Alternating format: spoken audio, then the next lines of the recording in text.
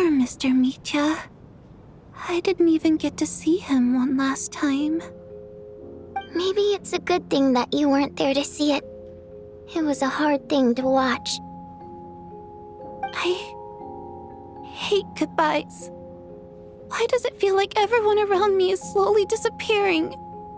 Not just in here, I mean. In the outside world, too. Maybe it's the realization that, at the end of life, everyone has to face it alone. Come to think of it, the main reason we're still alive right now is pure luck. Each morning here, for every one of us, there's the chance that we might not wake up. You could take it a step further and say that the same is true outside, too. Who can never be 100% sure when they drift off to sleep that they'll open their eyes again in the morning? If I make it out of here, I'm going to cherish every moment that I'm awake and live without any regrets. Without regrets? I feel like a strange sense of anxiety has been quietly growing inside me over the last 2 days.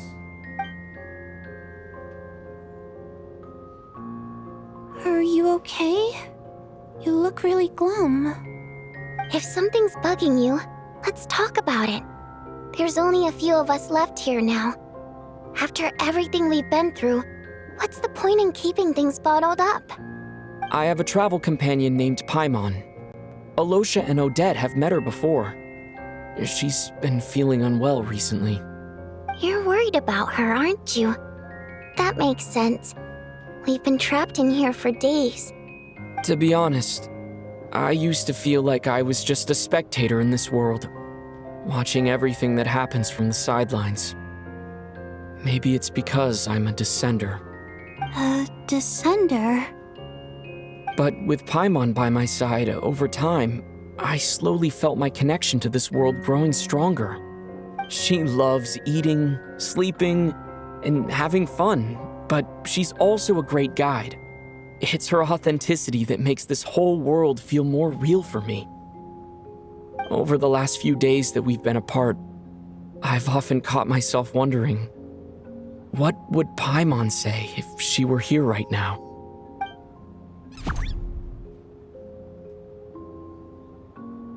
But by the time I snap out of it, the conversation has already moved on, and I'm still in my own little world.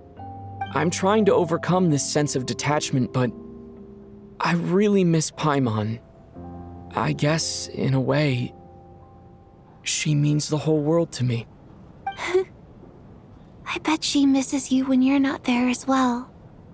Maybe you're her entire world too. I don't know if this will make you feel any better, but back when the water imps left Snezhnograd in droves, I also felt like the whole world was suddenly empty. I could be surrounded by people all smiling and having fun, and still feel completely separate from it. So, I totally understand how you feel. Later on, I started to think, maybe accepting the fact that our loved ones won't always be with us is something that takes a lifetime. All we can do is cherish their companionship from moment to moment. So, once we get out of here, you better hurry back to our side as fast as you can. You can't let your story end in regret. That's the trope I hate the most. Thank you. That's exactly what I needed to hear. But Vodyanitsa, if you hate goodbyes too, why didn't you leave with your people? That's just the choice I made. I used to regret it, but I don't anymore. Like I said before, singing is a water imp's primary mode of expression. It's how we convey our emotions. Our songs have echoed through this theater for hundreds of years, each one a story pieced together through moments of joy and sorrow. But does a story exist without someone to read it? To me, the answer is no. So I made the choice to stay. That way, there would still be someone left to sing these songs and listen to their stories. Otherwise, they could have been lost forever. Could you teach me how to understand your people's songs sometime? I want to be able to truly hear them, like Mr. Shram. A fan after my own heart. Thank you, Tonya. How about I sing something for you, and you tell me what you hear? Okay, I'll do my best.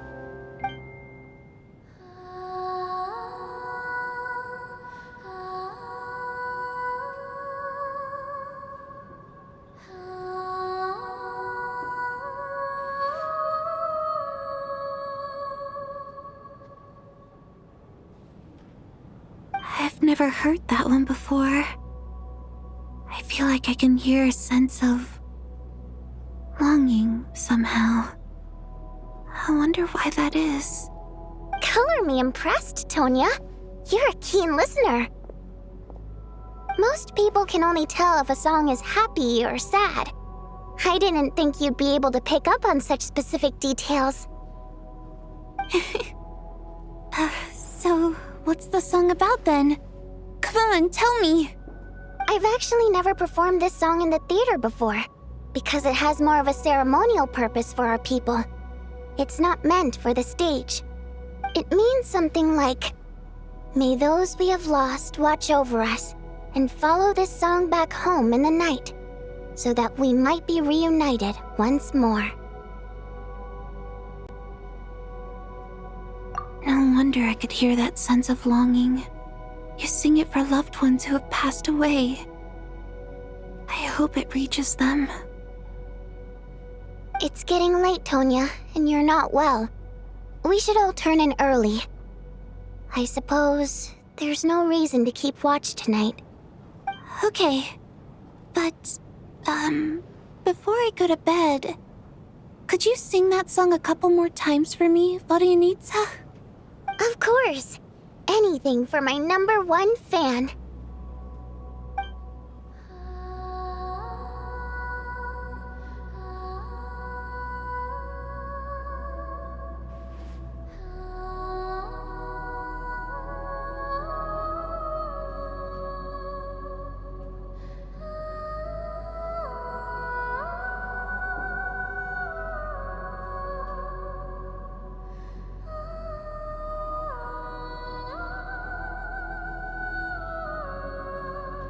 Once I get out of here, I definitely don't plan on ever coming back.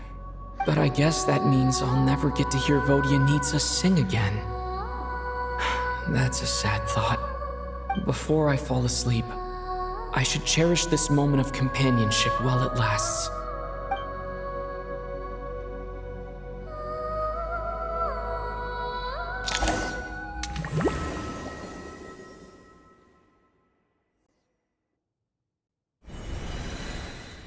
Where am I? It's so dark in here, and I feel kind of dizzy. Am I alone?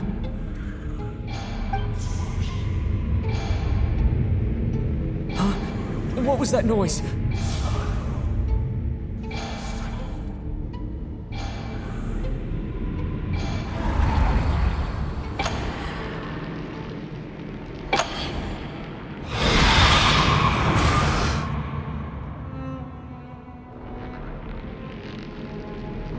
Return, O spirits. Fulfill your oath of protection.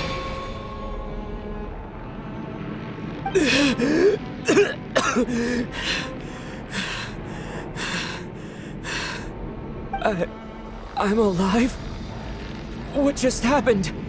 No time for questions. Quick, over here. Turn on the switch. We need to bring back the light.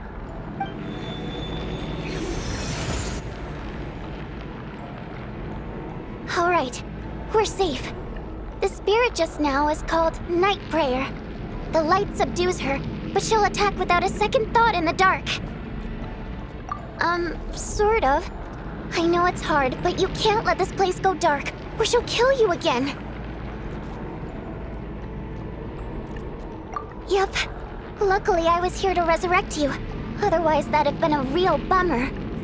A bit more than a bummer, I'd say. Wait, so you have the ability to resurrect people? Sure I do. I I'm your guardian spirit after all. I specialize in soul recall. Oh, it's nice to meet you, by the way.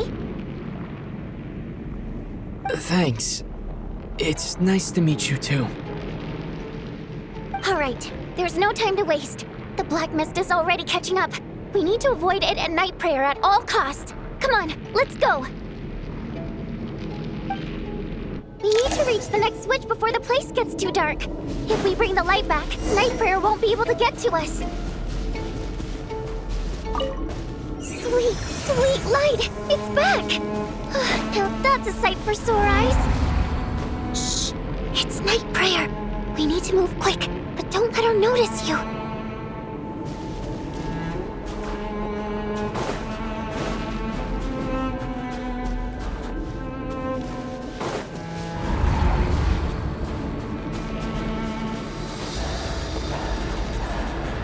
Look out!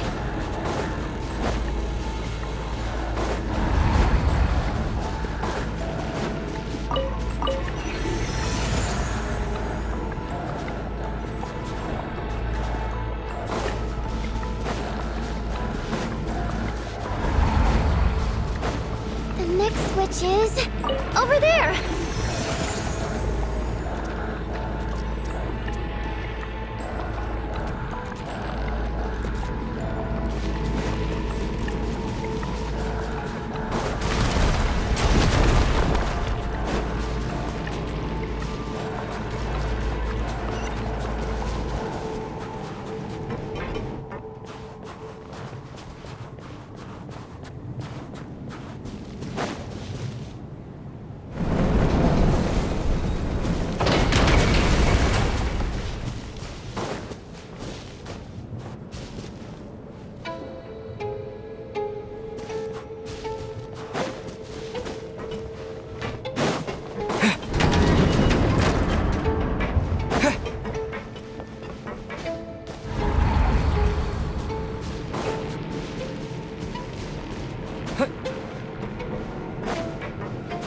The switch is just up ahead.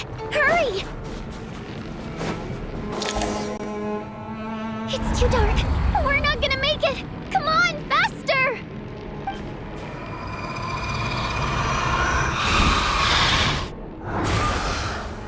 Traveler! I won't let you die like this. Not on my watch.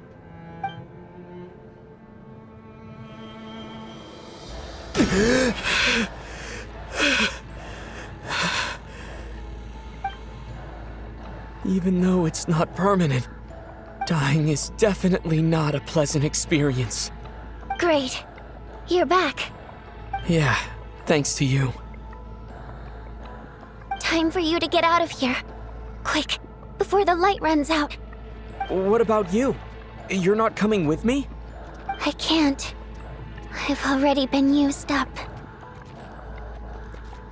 A guardian spirit's skills are finite. I can only resurrect someone so many times. I might not look any different, but my essence has been exhausted. Now, I will slowly start to fade away. I can go no further. The black mist is where I belong. It's okay. Why didn't you tell me sooner? Because it wouldn't have changed anything. That knowledge would have just burdened you. And a guardian spirit's role is to protect. But... Go. Now, before it's too late. I already hear night prayer approaching.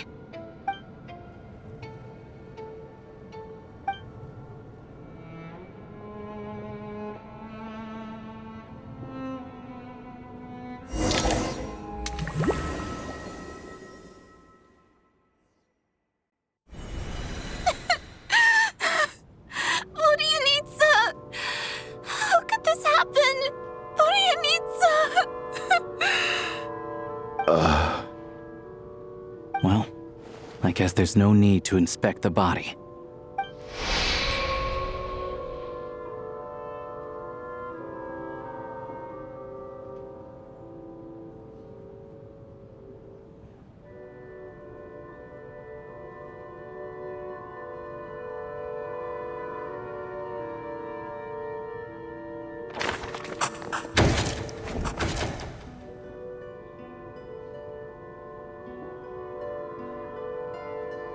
This wasn't supposed to happen. You lied to us, didn't you, Chuganov? You've been lying from the start.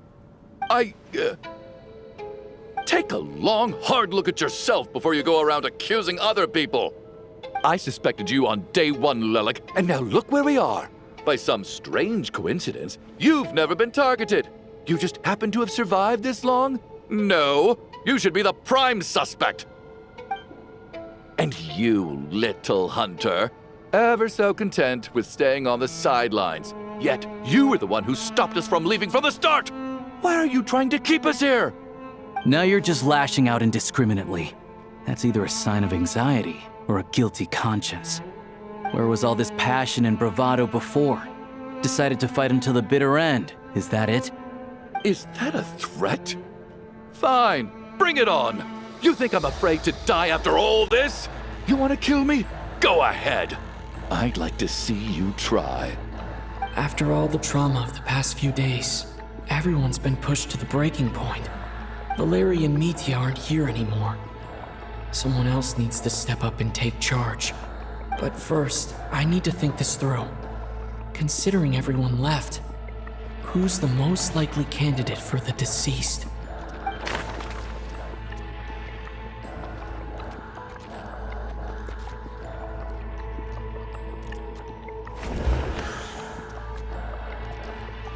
I clearly remember Mr. Chuganov from the first time I visited the theater.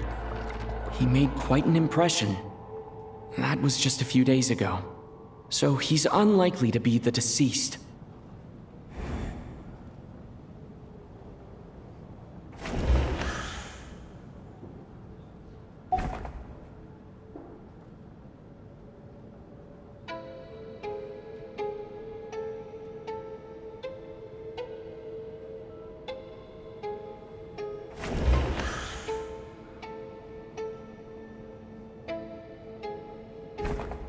Of those who remain, the only person we've never met before is Tonya. There is room to doubt her true identity. People are easily misled by first impressions. Now that I think about it, child sister was in fact a label I imposed on her due to my own assumptions. But Mr. Chuganov vouched for Tonya's identity yesterday, with basically no other possibilities left. Could it be?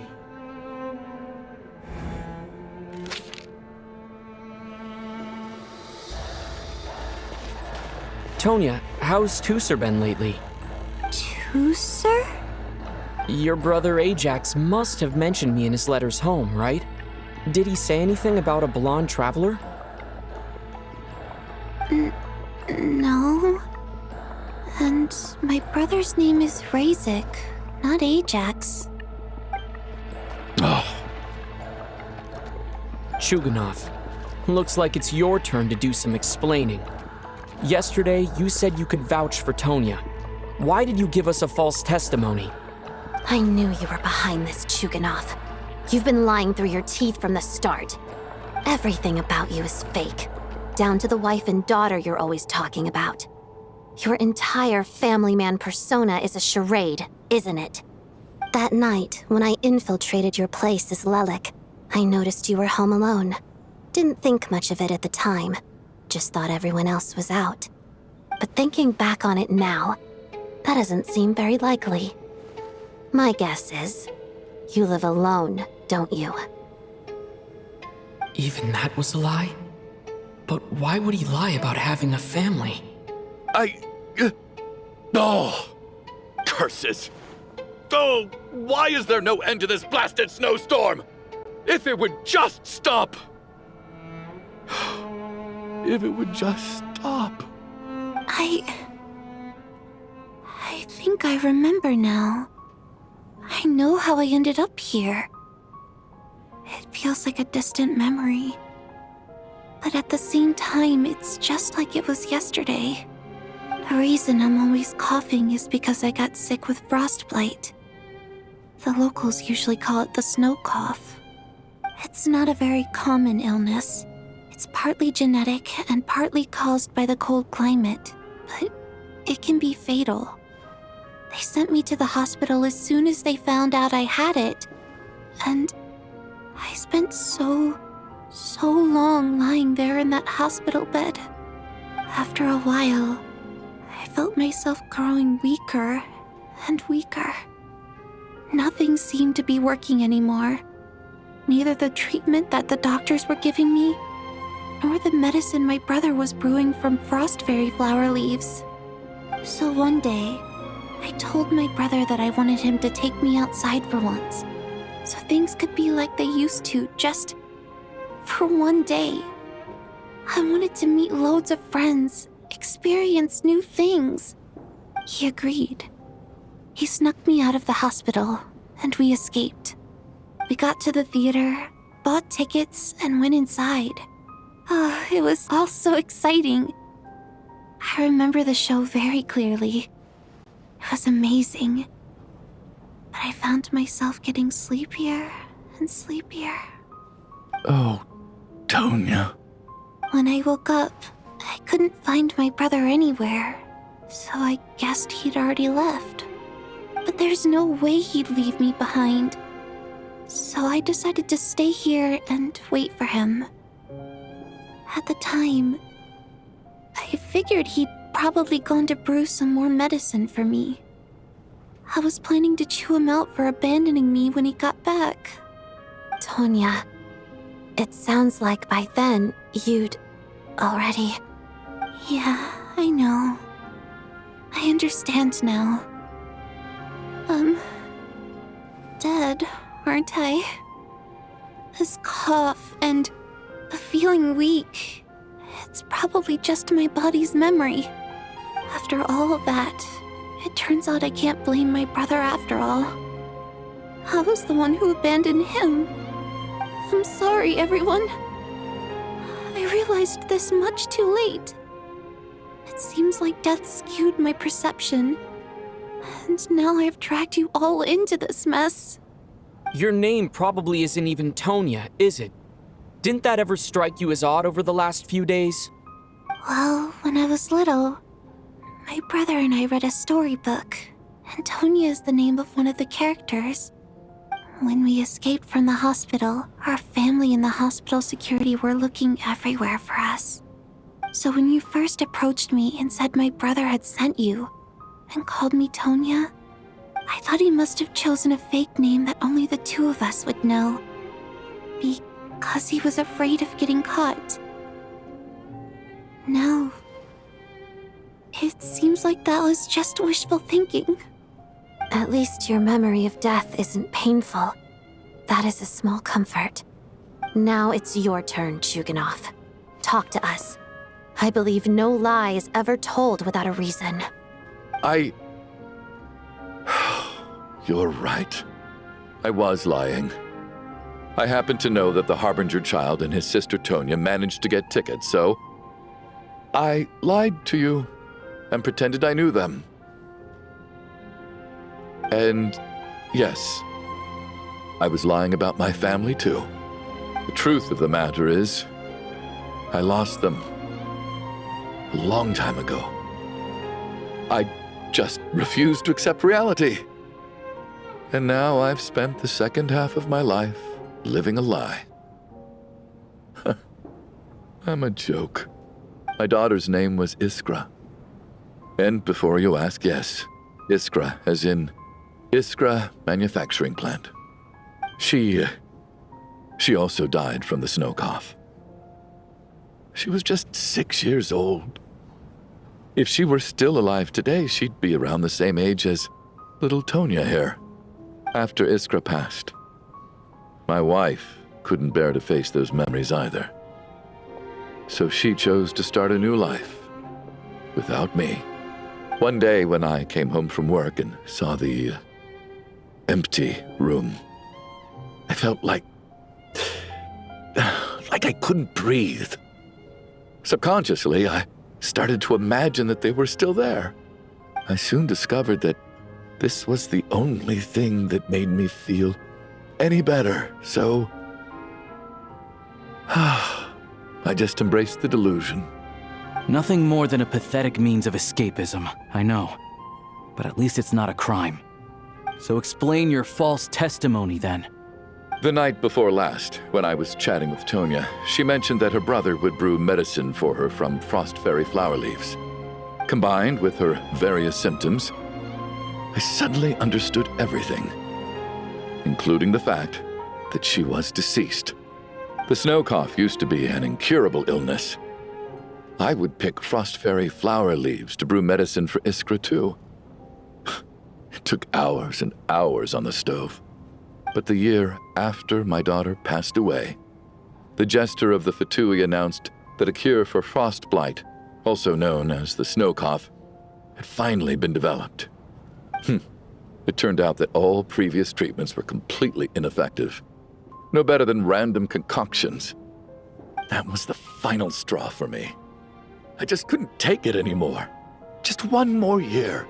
One more year, and everything would have been okay. So, more than anyone, I know full well that in this day and age, no one in their right mind would still be using frost flower leaves to brew medicine for the snow cough. Poor Miss Tonya, therefore, had to have been from an era when snow cough was still a terminal illness. So, you projected your daughter onto her? Even though you knew she was one of the dead? That doesn't make any sense. You knew she was already dead. What did you hope to achieve by protecting her? I just don't believe in your crackpot theories, nor do I approve of your actions. How can you just declare a living person dead and throw them out into that snowstorm? Nitia's gone. My good buddy Shram's gone. And now it's Tonya's turn, isn't it? The others I can make my peace with, but little Miss Tonya, here she is, standing right in front of us, alive and breathing, and fighting her own battles. Yet you're quite happy to say she's dead? I just want her to live. Once this snowstorm is over, the very moment it stops, I'm going to march out that door and find someone who can fetch the very best medicine for her snow cough. I'll be damned if I'm gonna let you cast her out into the snowstorm before I have the chance to cure her. Not again. Not this time. Not when the cure is right within our grasp. I'd never be able to forgive myself. Mr. Chuganov, stop. I can't let you do this. Tonya. By the sounds of it, you've known I was dead since the night before last, right? I really liked Mr. Valeri, Mr. Mitya, and Miss Vodyanitsa. And now they're all dead because of me. I'm not happy about that. The reality is, you've been trying to fight your own demons through me. But all you've really done is trap me inside your delusion along with you. No! Listen to me. I want to save you. I do! Well, at this point, I'm quite sure that I'm dead. I don't need to be saved. The time I got to spend with all of you is more than enough for me. Despite all the bad things that kept happening, I got to meet so many interesting people and spend so many days and nights by your side. Since the day I escaped that hospital until now, this has been an adventure I never even dared to dream of. I'm very fond of you all. If it were only possible, I'd trade my soul to bring back the ones who died. If it meant things didn't have to end like this.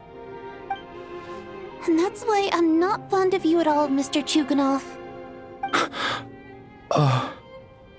I'm sorry.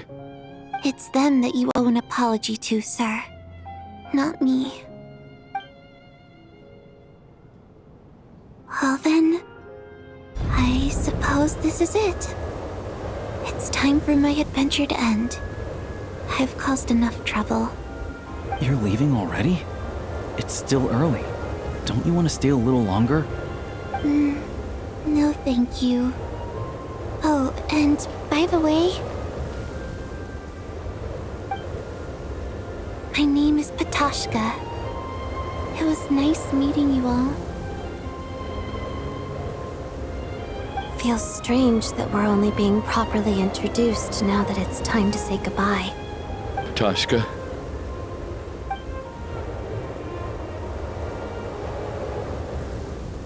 What are you doing, Chuganov? Are you crazy? Let me leave.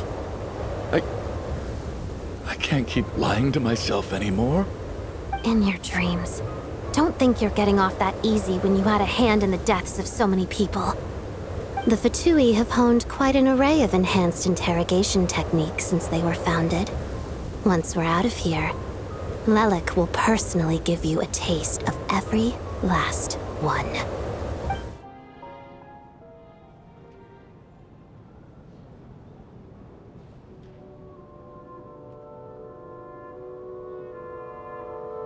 I think we should leave. I doubt this snowstorm is ever going to stop. For all we know, this storm might have destroyed all of Snezhnaya by now. Maybe even the whole world. Wait, we finally solved the mystery of the haunted theater today. Maybe let's at least try to enjoy tonight? Fair enough.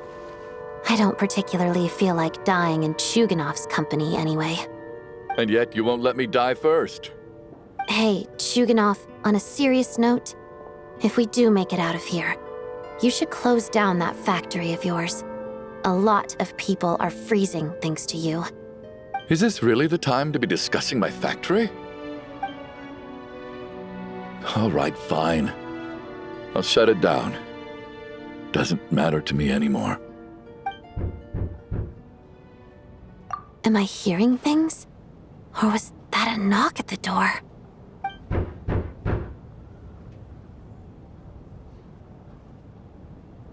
There it is again. But I don't understand. The snowstorm hasn't stopped, has it? Should we open the door? Is this it? Is this nightmare finally over? If the last few days are anything to go by, I probably shouldn't be getting my hopes up. Whatever lies beyond that door at this moment, it could be something even more terrifying than everything we've been through so far.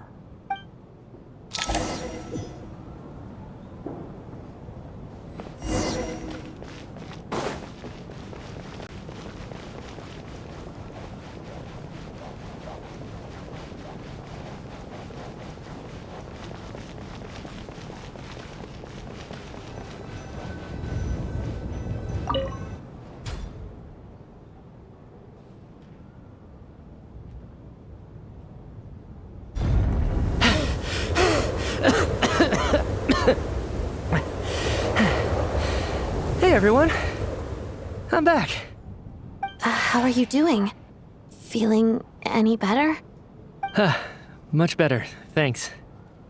Whew, it is so good to have you guys here. I was a little worried that the theater would be empty by the time I got back. Let me see. Tonya and Vodyanitsa are missing, which means Vodyanitsa died last night. And then you discovered that Tonya was the other dead person. Am I right? Not Tonya. Pitashka. First, tell us how you made it back here. Given the conditions outside, no one should be able to return alive.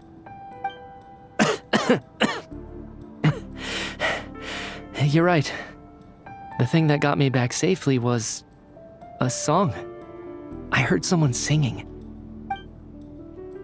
After walking into the snowstorm, my mind grew hazy. I don't know how long I walked through the storm before my mind completely slipped away. Then, suddenly, I heard the sound of singing. The voice instantly brought me back to my senses, and I regained consciousness. So I followed the voice, searching for the source of the singing. I searched and searched, until finally, just a few moments ago, there was the entrance to the theater, right in front of me. I've actually never performed this song in the theater before, because it has more of a ceremonial purpose for our people. It's not meant for the stage.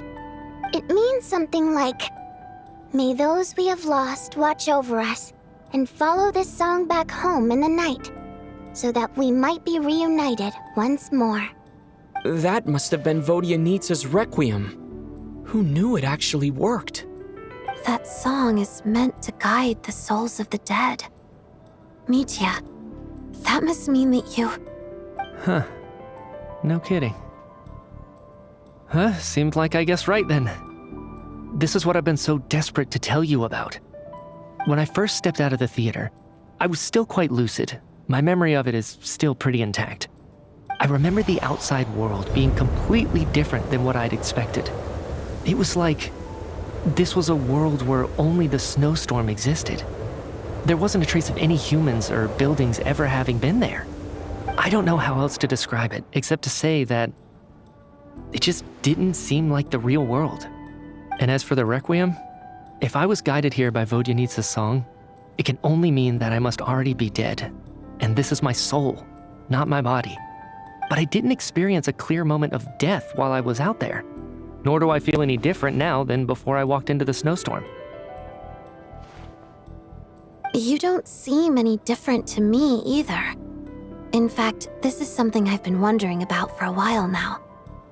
If souls aren't physical, shouldn't they lack tangible form? Both Shram and Patoshka were clearly deceased, and yet their souls didn't look or feel like ghosts at all. They were visible, tangible, no different than you or me. This raises a truly terrible thought. Is that really what Mitya is suggesting?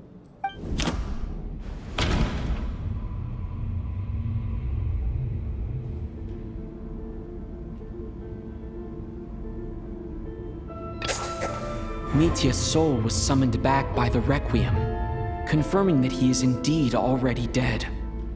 And yet, he looks no different from us.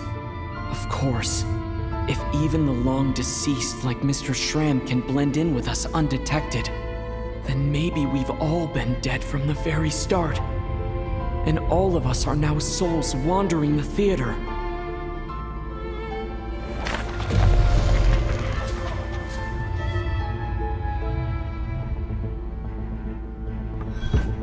Yes. I think that this is probably the afterlife. What did you say?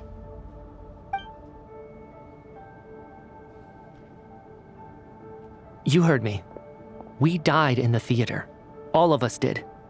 But due to an obstruction in the theater's ley lines, our souls are trapped here, while an endless, infinite snowstorm rages outside. It's ironic, really. All that time, we were working so hard to figure out who the deceased among us were, when the truth was, we were all deceased. The only difference being some of us died more recently than others. Do you remember that note, "Death is near"? Seems like we misunderstood what it meant after all. Death was nearer than we wanted to think all along. The note simply meant that all of us were already dead. So all our attempts to survive, our search for the deceased, it was all for nothing? Hard to say. At the very least, we hope 2 lost souls find clarity and go to where they belong. The presence of those 2 is probably what caused our souls to be drawn in by the ley lines. In which case, the deaths we've awoken to over the past few days were just souls returning to the ley lines for good. If what you're saying is true, doesn't that make us the lost souls now? Huh, no wonder. This afternoon, when I was moving Vodyanitsa's body, I noticed that the other bodies in the room hadn't decayed one bit after all these days. That's further proof that those aren't physical bodies at all, but merely our shells here in the afterlife. Am I really dead? This doesn't feel real to me at all. No, that's impossible. This cannot be how it all ends. I still find it hard to believe that all of us are dead. How exactly did we die in the real world? None of us have any memories of dying, right? Not even knowing how we died is preposterous. Good grief! Surely there has to be some reason. Exactly. It's hard to rest in peace when you don't even know how you died. It gave me lots to think about as I strode out into the snowstorm. I racked my brains trying to remember the cause of my death, the exact moment I died, the root of all of this, right up until my consciousness faded. Wait. Hold on. Right before I lost consciousness, I think I saw something. I can't remember. And I think I lost my notebook and pen. Mitya, Your hand. Is that blood on your fingers? Huh? You're right. There's blood on the fingertips of my right hand. Looks like it's already dried. When did that happen? What the? I guess this was what I saw. I must have desperately drawn it in my own blood right before losing consciousness. What's wrong? Do you recognize the symbol? It's Renova, the ruler of death. Alosha, do you still remember that Snezhnayan folktale you told me about? It was about the Grim Reaper. When someone's about to die, he appears as an incarnation of someone familiar to guide their soul into the afterlife. And as soon as you recognize his face, your life is over. I heard a similar tale when I was little. You think the Grim Reaper in this story refers to the ruler of death you mentioned? That's right. In which case, death is near could also mean that the Grim Reaper is here disguised in a familiar form. Death, the deceased, and the Grim Reaper? So it's a triple entendre. When I first saw this note, I thought it contradicted the investigation report. But now it seems like that was the whole intention. So the Grim Reaper deliberately misled us. Then, we started suspecting each other and searched for the deceased while they hid in plain sight. By that logic, the one person most likely to be the Grim Reaper incarnate is...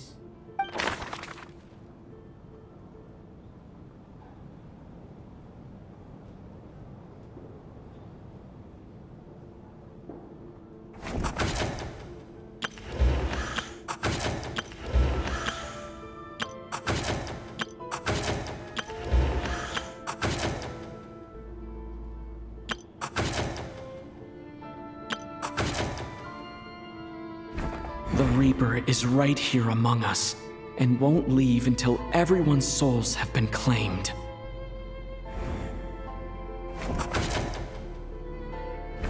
The Reaper is right here among us, and won't leave until everyone's souls have been claimed.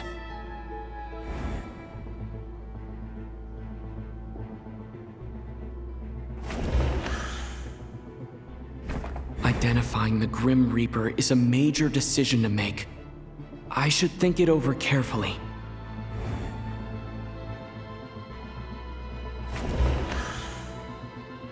Identifying the Grim...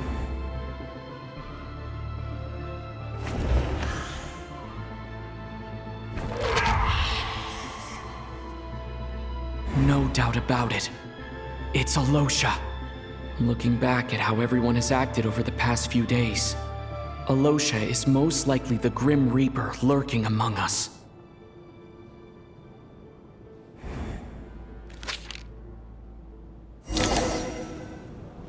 Is it you, Alosha?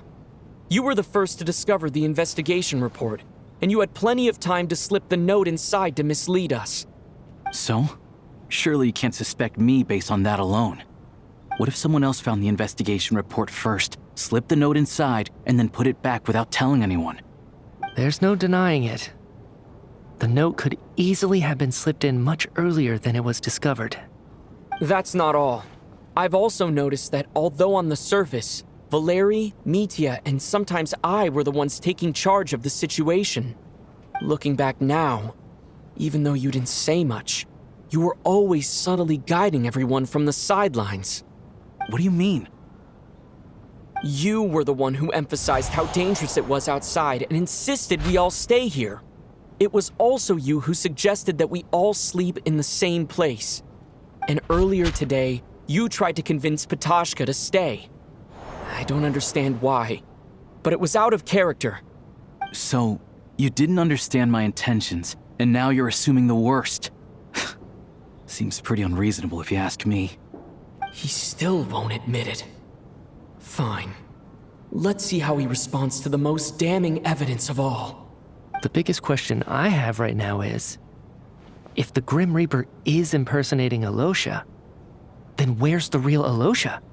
When did they switch?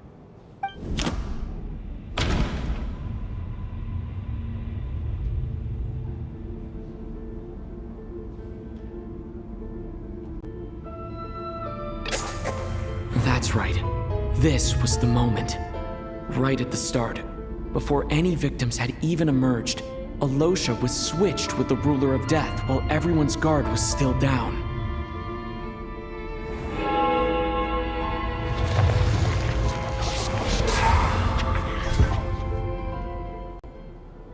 When all this began, right after the performance ended and the snowstorm began to pick up, no one suspected anything unusual.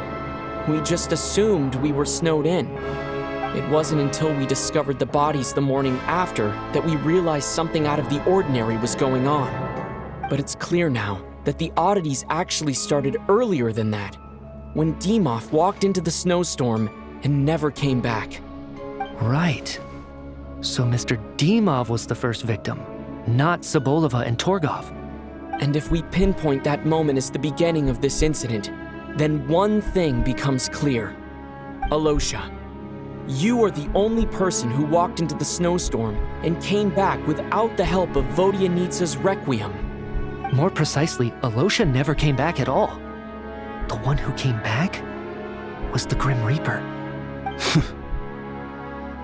Not bad. Well, since you've backed me into a corner, I suppose there's no point in keeping up the act anymore. Alosha? You're the Grim Reaper? I am no such tired cliché. Mortals should address me as the ruler of death.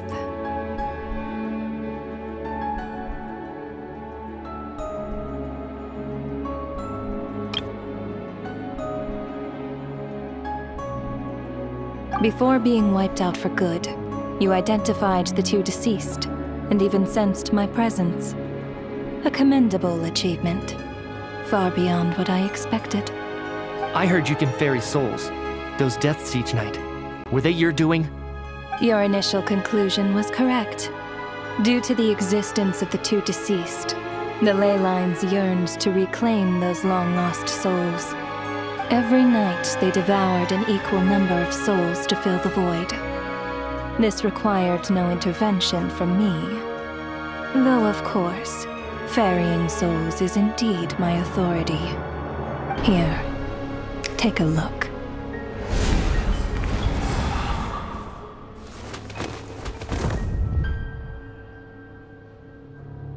What are you doing? That takes care of today's too. Don't get so worked up. You are already dead, and your souls must return to the ley lines. I know we're already dead. You murdered us, didn't you? Murdered? No. Murder is when mortals usurp my authority. Death is my jurisdiction. If I require someone to die, I need not resort to such laborious methods as murder.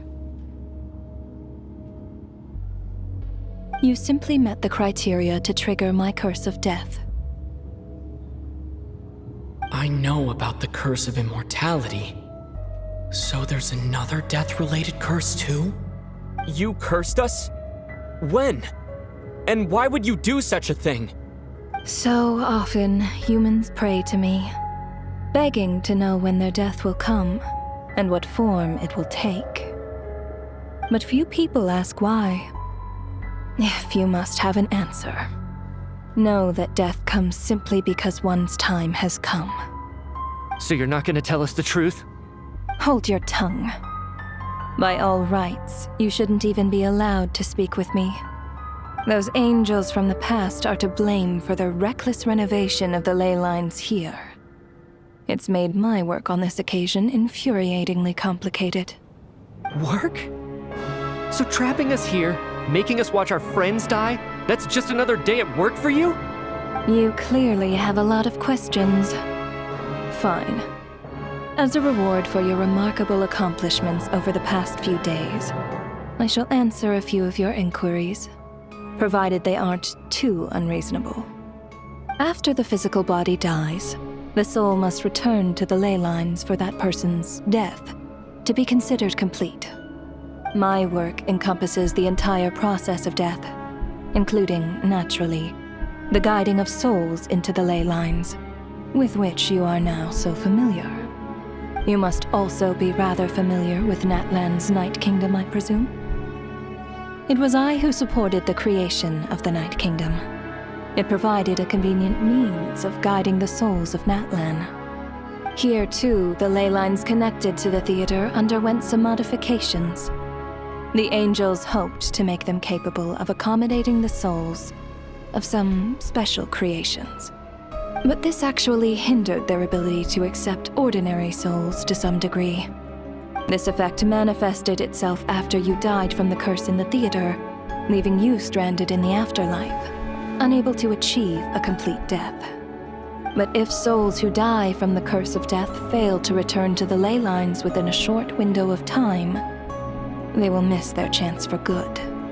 Then, they will remain forever suspended between life and death, no longer subject to the authorities of either. So if you don't resolve this matter soon, and see all our souls return to the ley lines before long, we'll escape your control. Mitya's sharp.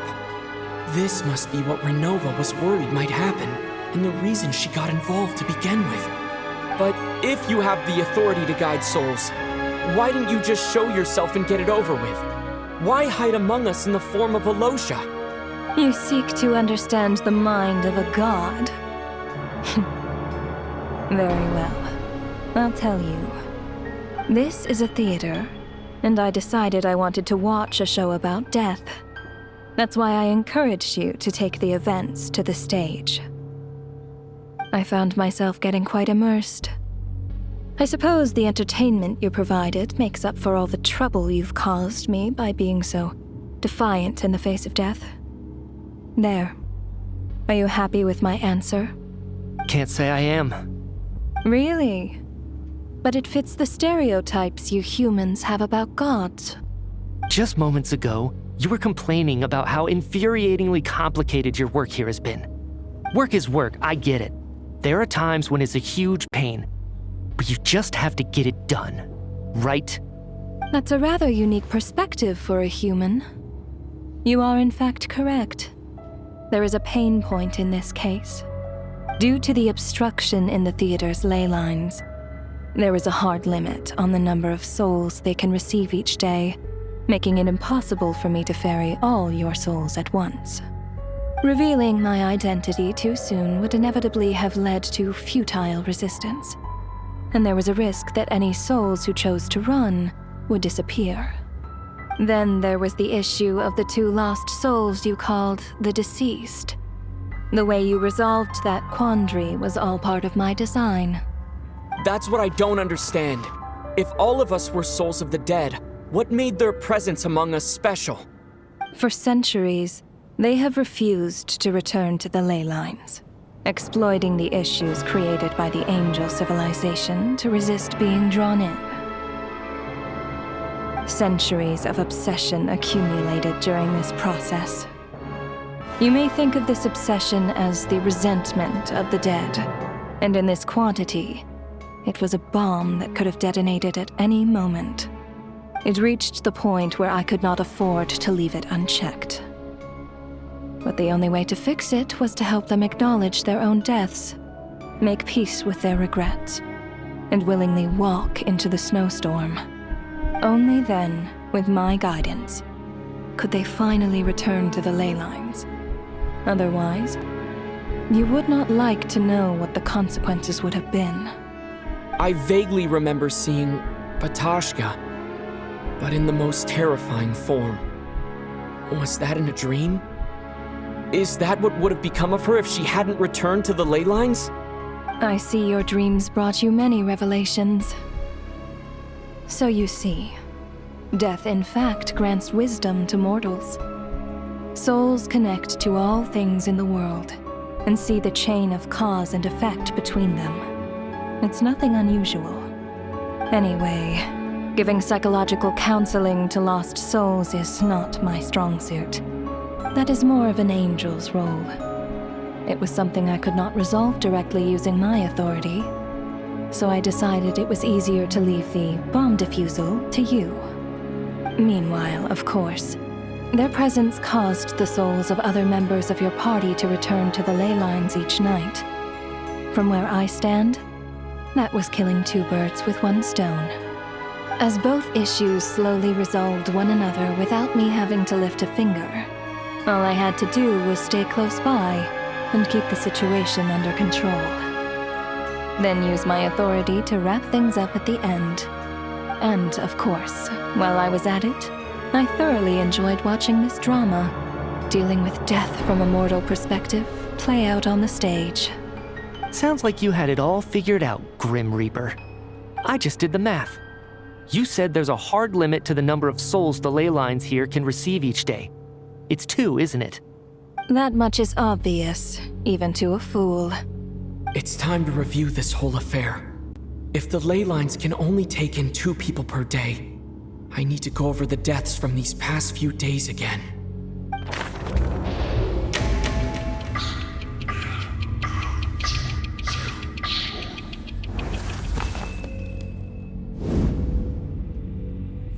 Looking back now, none of us had the faintest idea at the time. From the moment that staff member named Demoff walked into the snowstorm, the incident had already begun.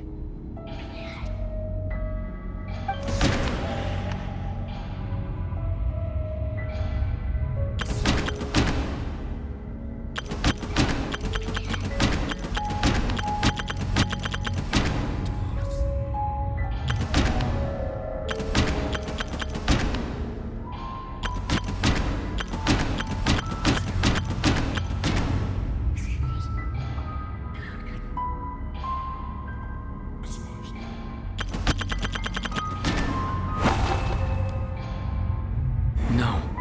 Let me go over this again.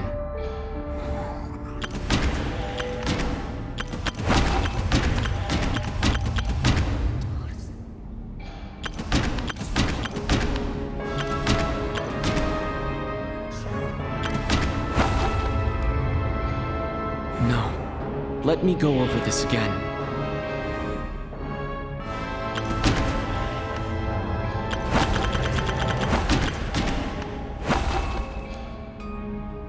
No.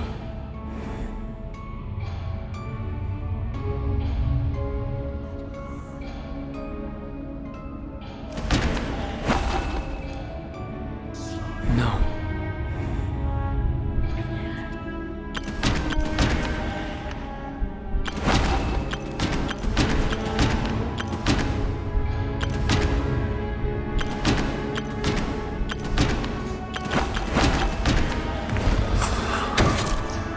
Alosha was the second to walk into the snowstorm after Demoff to investigate. During this process, the ruler of death assumed his identity, making him one of the victims.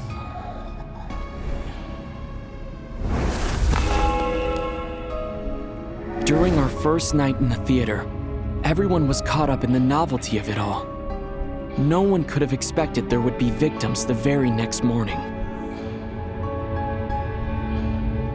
Despite all the confusion, and with the help of hindsight, we finally began to realize that something was amiss with the snowstorm.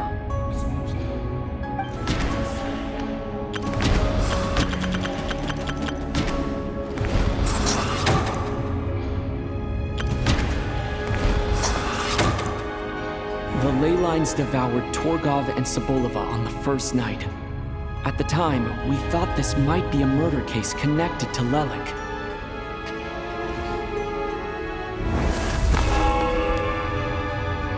Odette and I spoke a lot that night. 3 people were on watch, but in the morning, we discovered that someone had fallen victim all the same.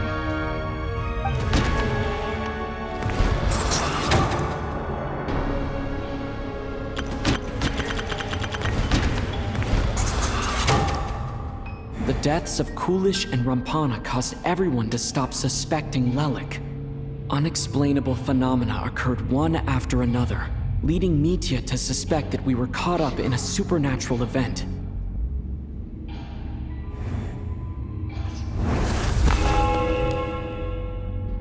Later, we discovered that there seemed to be an extra person among us, and subsequently discovered the existence of the deceased.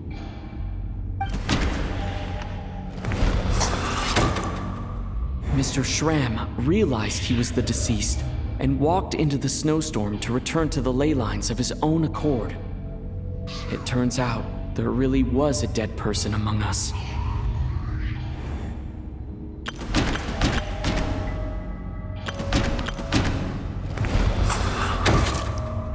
He thought it was all over, but Mr. Valeri's death was a rude awakening for everyone.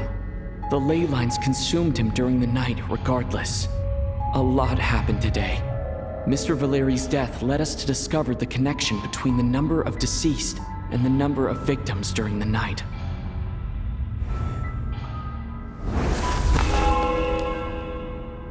The fact that there was more than one deceased seemed to bring us back to square one. Odette revealed some information she had been keeping to herself.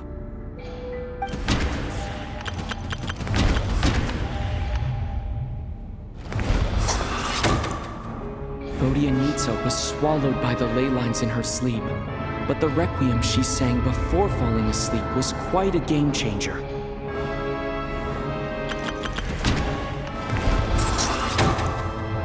As it happened, Ptashka filled the void left by Mitya's return from the ley lines by walking into the snowstorm this morning. The girl I thought was child sister Tonya turned out to be another of the theater's deceased. Come to think of it, Ptashka was about to walk into the snowstorm at that time, and Renova, unaware that Mitya would return, was concerned that her soul would overflow from the ley lines. That's why she used Alosha's voice to try and persuade her to stay behind. Looking back, I suppose that was an early slip-up on her part.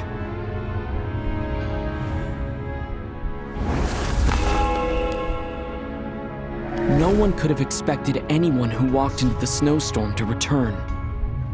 But just after nightfall, Mitya returned, bringing crucial information with him. Various truths began to surface, including that all of us were already dead and that the ruler of death was here among us. Then, after revealing her true form, Renova callously claimed 2 souls.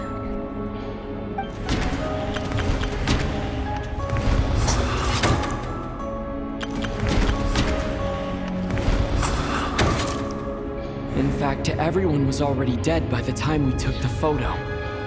And in the days since, we've experienced many more partings in the afterlife. Now, only Mitya and I remain. And the true culprit behind everything still stands before us. In Mitya's eyes, I see the same anger and frustration that I feel.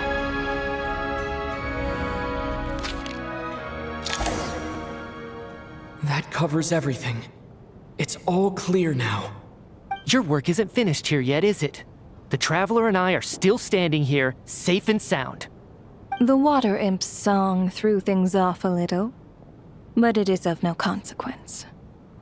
The ley lines have already anchored your soul, and the first ray of light tomorrow morning will take you back. I, meanwhile, need to review my attitude towards the Water Imp race. So the reunion in the night that Vodianitsa mentioned, I suppose that was never meant to be a permanent reunion. That just leaves you, Traveler. My power only allows me to temporarily separate your soul from your body. The ley lines of Teyvat would not accept you, and your soul is firmly anchored to your body by your will. For a descender like you, who is not bound by Teyvat's rules, your death can only be brought through the most violent of means, such as directly destroying either your body or soul. I have no interest in involving myself with Descenders, for now. Although, this may change if Asmodee remains missing, or you insist on interfering with our affairs. One last question then. All our struggles and sacrifices here, they were meaningless from the very beginning, weren't they? Death abides no reason. Besides, what you call sacrifice is merely a concept created by humanity. To me, it is nothing more than a self-indulgent charade in the face of death. Mere mortals fantasizing that their actions could reclaim something from my grasp. A truly laughable idea.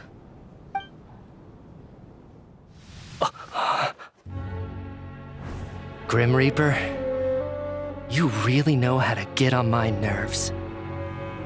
I'm not here to ingratiate myself with you. I kill merely because your deaths are necessary. Oh, you've made that quite clear. But humans don't take well to being scorned. Not even by the gods.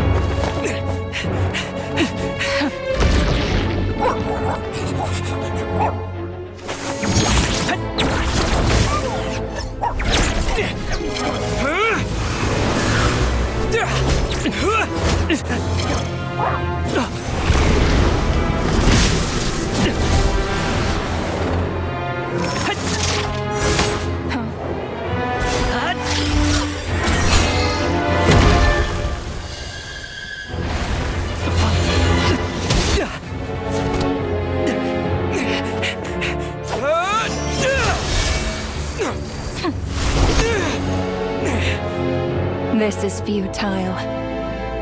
You must know that you are powerless against me in my own domain. I suggest that you save your strength. For what? Maybe we can't change it. But if nothing else, we can at least teach you to have some respect for the dead. Audacious.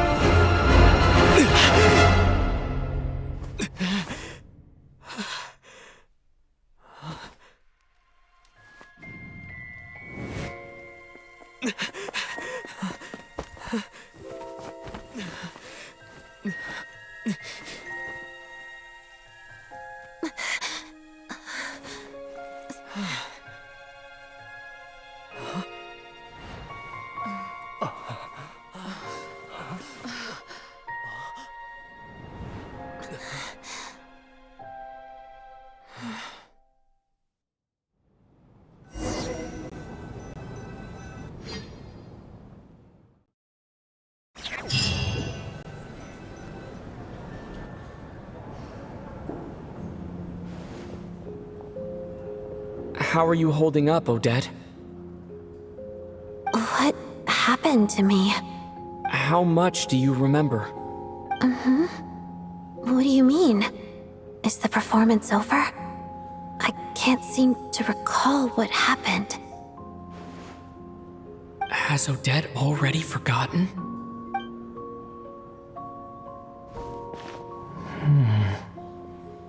Mitya? Oh, I'm sorry. I guess I spaced out there for a second. Remind me who you are? Don't you remember anything?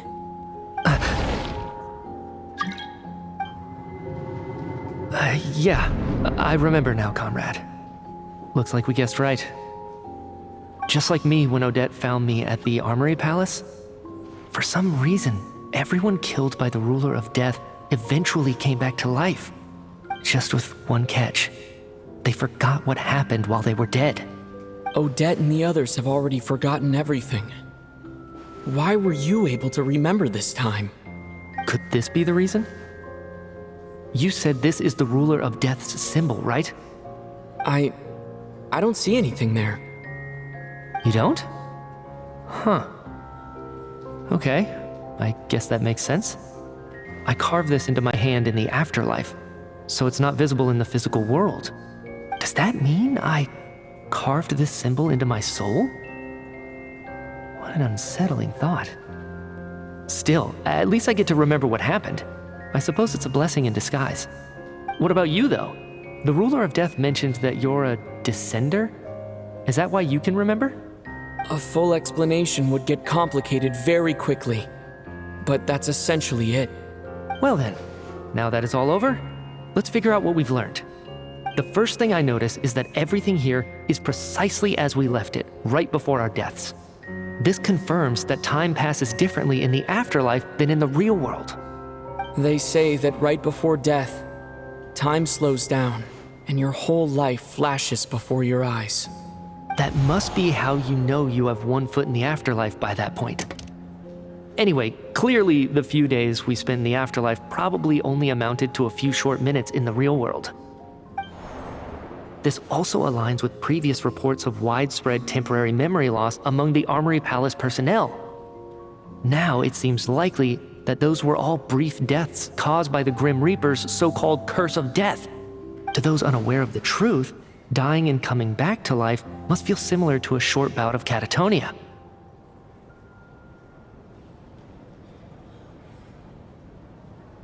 This leaves me with a couple big questions. What are the conditions that trigger this so-called curse of death? And why are we resurrected after we die? If nothing else, I think it shows that killing us wasn't her ultimate goal. We still don't know her true reasons for subjecting us to death. Right. This time only got complicated because of the situation with the theater's ley lines. That's why she had to approach it differently. If the previous incidents of amnesia among the researchers are anything to go by, killing us is usually a pretty routine matter.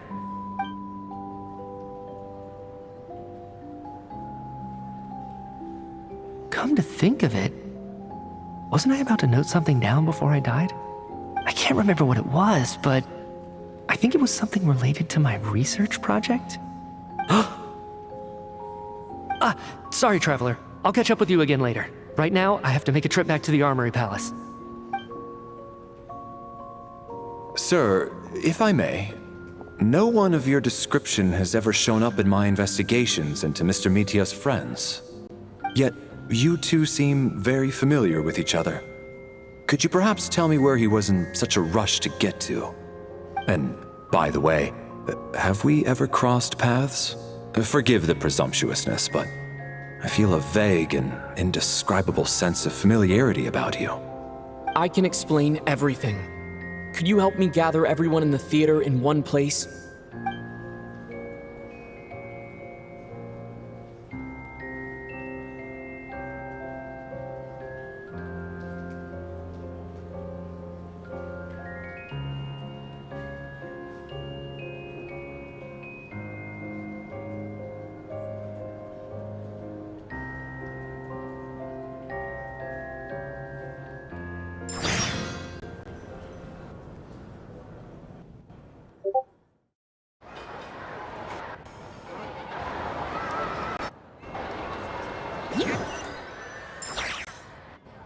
So, Chuganov really is going to shut down the factory.